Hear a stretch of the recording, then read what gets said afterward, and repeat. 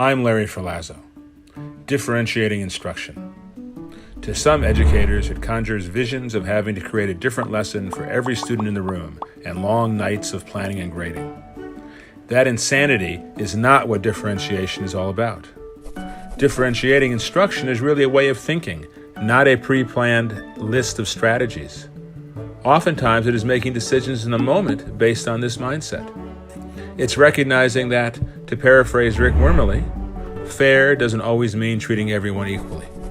It's recognizing that all of our students bring different gifts and challenges, and that as educators, we need to recognize those differences and use our professional judgment to flexibly respond to them in our teaching.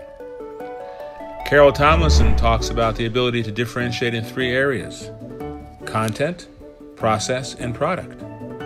For content, student choice is one way we might differentiate, like allowing students to choose their research topics or essay prompts. As teachers, we need to keep our eyes on the prize. In other words, we have to keep asking ourselves, what are the main learning objectives? One day, my students were writing an argument essay about what would be the worst natural disaster to experience. John's head was down on the desk. He was not doing anything. I knew that he was interested in football, so I told him that he could write an essay on why his favorite team was the best. He would still have to make an argument just about football instead of hurricanes or earthquakes. His eyes lit up. He got to work and wrote what his mother later told me was the first essay he had ever written in school. He had followed all the guidelines of a good argument essay. The prize, in this case, was learning to write an argument essay, not learning to write about natural disasters. To differentiate by process, teachers can change up how they group students. Sometimes a mixed ability group might work best, while sometimes it might be appropriate to have same ability groups. We might have an English proficient buddy work with an English language learner to help them out.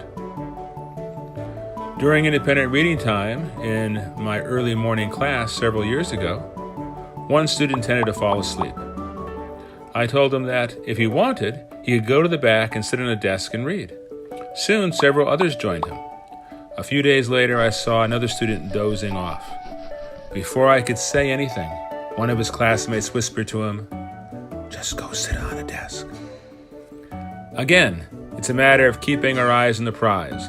What are the learning objectives and what are the best roads to get there for different students? Teachers can also differentiate by the type of product students create. The major demonstration of learning doesn't always have to be an essay or a multiple choice test. One year I had a student who liked to doodle when other students or I were talking. I told her it was okay as long as she was doodling about the information we were discussing. She built on those doodles to create a final project that brilliantly and visually represented all the key points we had covered. When I give tests, I often give students an extra blank page where they can write anything else they remember about the topic being tested that they think is important.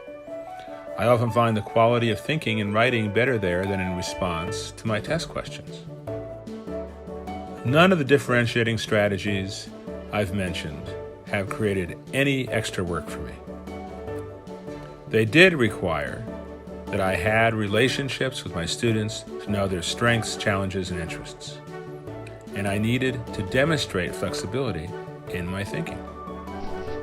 Making these strategies successful also required building a strong class culture so that some of the students were being treated differently and they understood why.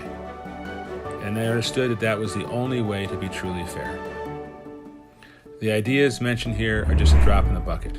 There are a zillion other ways we can support our students' gifts and challenges. We just need to keep our minds and ears open.